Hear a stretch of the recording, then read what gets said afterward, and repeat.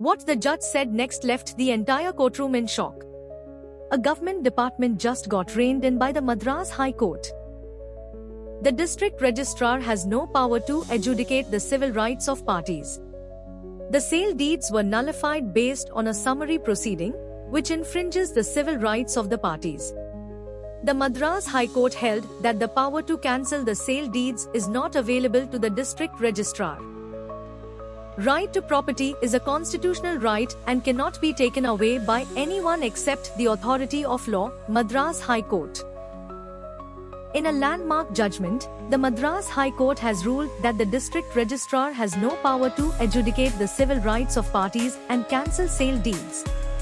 The decision came while observing an appeal filed under Clause 15 of the letters patent challenging a writ order.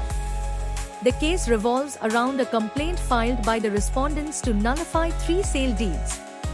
The District Registrar, Registration Department, Government of Puducherry, entertained the complaint and conducted an inquiry, ultimately nullifying the sale deeds. The appellants challenged this decision through writ proceedings. The bench comprising Justices S.M. Subramaniam and K. Surender held that the district registrar's power is limited to controlling the power of registration, and he cannot cancel registered documents.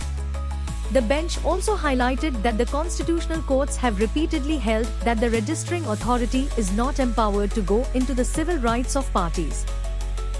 Follow Legal Output on Instagram and Legal Output Official on YouTube for daily legal updates.